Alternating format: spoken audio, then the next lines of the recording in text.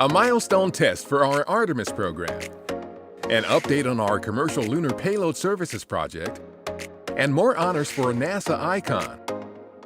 A few of the stories to tell you about this week at NASA. During the July 2nd test at Cape Canaveral Air Force Station in Florida, we successfully demonstrated the launch abort system for our Orion spacecraft can safely pull astronauts away from a speeding rocket in case of an emergency during launch. The test, called Ascent Abort 2, is another milestone in the agency's preparation for Artemis missions to the Moon that will lead to astronaut missions to Mars. Orion is part of NASA's backbone for deep space exploration that, along with our Space Launch System rocket and Gateway, will land the first woman and next man on the Moon by 2024. We have selected 12 new science and technology payloads that will help us study the Moon and explore more of its surface as part of our Artemis Lunar Program. The selected investigations will go to the Moon on future flights through our Commercial Lunar Payload Services, or CLPS project. CLPS allows rapid acquisition of lunar delivery services for payloads like these that advance capabilities for science, exploration, or commercial development of the Moon. For more about Artemis, CLPS, and other elements of our Moon to Mars effort, go to nasa.gov/Moon to Mars.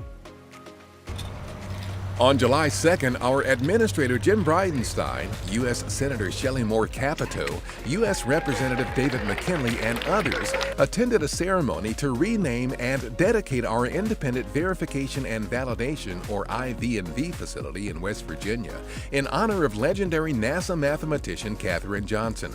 The West Virginia native, who attended graduate school at nearby West Virginia University, worked for NASA as a human computer, where she calculated spacecraft trajectories for some of our earliest and most historic missions.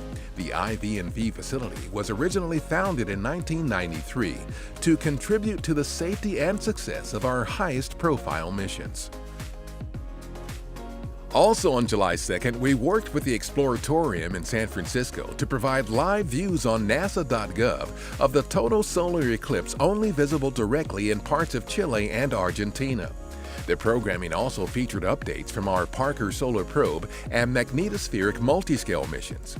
Studying the Sun during total solar eclipses helps us better understand solar radiation, which can affect space weather near Earth, astronauts in space, and materials used to build spacecraft. Similar data will be important in planning our return of astronauts to the Moon in 2024 and eventual crewed missions to Mars. A new view from our Hubble Space Telescope of supermassive star Eta Carinae shows the star's hot expanding gases glowing in red, white, and blue, like 4th of July fireworks from space. The star's slow-motion fireworks actually started 170 years ago when it went through a massive outburst called the Great Eruption. This made it the second brightest star visible in the sky for over a decade, so bright that for a time it even became an important navigational star for mariners in the southern seas. That's what's up this week at NASA. For more on these and other stories, follow us on the web at nasa.gov/twan.